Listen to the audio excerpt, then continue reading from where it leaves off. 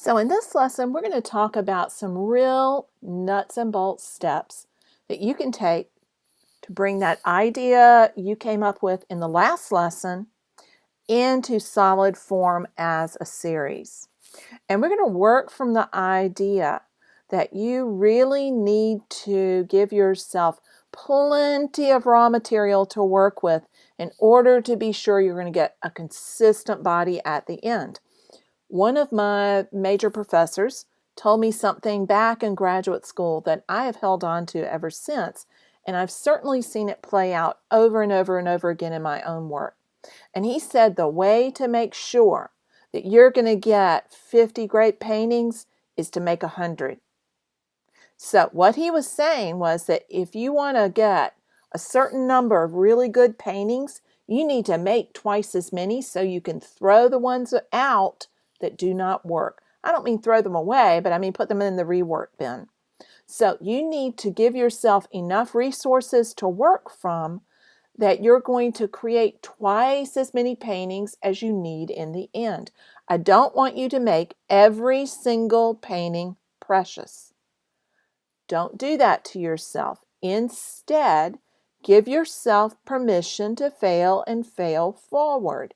So as soon as you take away the need for every single painting to be perfection, you'll find yourself making a whole lot more good paintings. So here's the first way to set yourself up to do just that.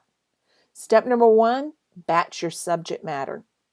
Find twice as many sources as you need for that final series. So if you want a series of 5 to 6 paintings, then you're going to need 12 to 16 sources, whether that's photographic images, sites that you're going to go to, whatever your source material is. I want you to find twice as many as you need for the final number of paintings. Got that? That gives you insurance so that you don't have to fight your perfectionism. I am a recovering perfectionist, so I know of which I speak. Select the best ones so that you have that batch of 10 to 12 images to make into paintings. So start with more than you need and then winnow out the ones of the images that don't work. And I want you to come up with 5 to 6 final paintings. 5 to 6 final paintings in the end. So you need 10 to 12 good references in order to do that. I like to put mine, if I'm working from photographs, into a folder on my computer. But you can do the same thing with a manila folder or envelope. But collect those together in one spot so you've got them all done. Then you have your sources for the first 5 to 6 pieces in your series. Step number 2 is to work out your ideas in your sketchbook. That means you're going to take those 10 to 12 references that you found in step number 1, and you're going to make thumbnail studies for each one of them. Don't be satisfied with the very first one. Really work through all of the compositional options to make sure that you are getting a really strong value pattern. Make sure you do those thumbnails. And remember, 3 to 5 values, 5 to 7 shapes. When in doubt, go back to Module 1 and 2 in Composition, Color, and Light.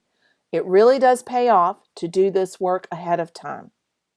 So get your compositions worked out. If it doesn't work out in thumbnail or notan format, it's not going to work out in the bigger painting. So make sure you figure out what your value pattern is and you establish the value roadmap. The roadmap comes from the thumbnail. Get that done ahead of time. I like to do those all at once. You can come back and tweak them later, but the satisfaction of having a batch of thumbnails done really is rewarding. And you can do those in one evening. Sit down with your family, sketchbook in hand, and batch your thumbnails. The more you do, the quicker you'll get at it. And remember, don't be satisfied with the very first one. Step number 3 is to think about some sort of consistent size, surface, or format for the series. So it really will make a big difference, believe it or not, to make sure they're all working on the same surface. So if you're going to paint on canvas, paint them all on canvas. That will help tie them together. If you're going to do it on panels, make them all on panels. But pick the surface, the support, then think about size. They don't all have to be exactly the same size, but figure out the sizes based on those thumbnails that you did. If you've got a rectangular thumbnail that's portrait orientation, make sure that you're doing the same thing with the format of the surface you're going to paint on. There's no point in doing that thumbnail and doing it in one format and then trying to squeeze it into a different format. So match your formats up with your thumbnails and think about size, surface, and the ratio or proportional format. Then go ahead and buy and prep those surfaces. I like to do those things when I'm just not feeling like really painting. It's a great time to prepare your surfaces. So if you're working on raw panels, now's the time to prep them with shellac and make sure you've got 3 to 4 coats on the front, back, and sides. If you're working on canvas, get them stretched. Then size that canvas with gel medium and use acrylic gesso in layers to prepare that canvas. Make sure you've got your surfaces ready to go. You'll be surprised how much faster you work when you batch prepping the surfaces. Step number 4 is one I love, and somebody asked me about this really recently. You can get stuck when you're working in a series if you work on just one at a time. The other thing that can happen if you're working on just one at a time is that you can end up starting them one way, and by the time you get to the end of the series, have an entirely different body of work emerging. So in order to keep them consistent, it really helps to work on more than one at a time, especially when you're working larger. So that means start several, work in stages, and batch the process. Block in the masses. Then think about making marks on each one. But think about really working on more than one painting at a time so that when you reach that messy middle that all of us get to at one point in a painting, you know, that stage where you really hate it, it's just the messy middle.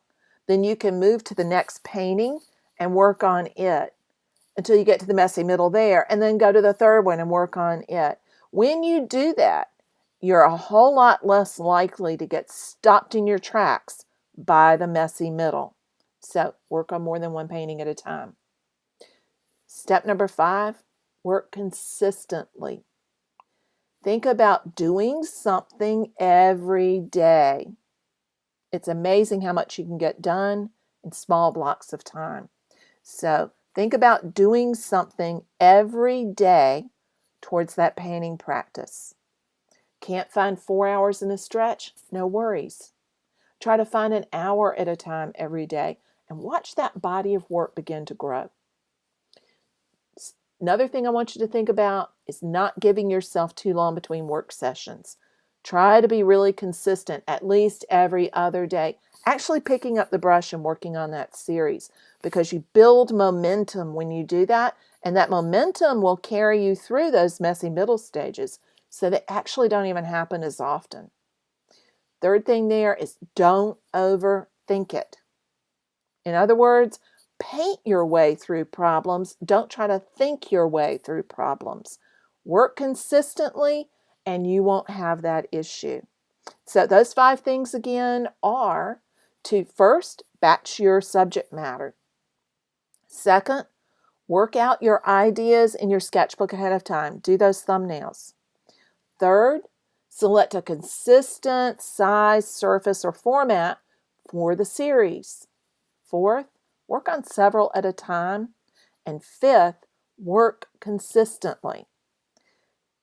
Dive into filling out the workbook for this lesson and you'll find you have a plan for your next series. So dive in there and get working on that series.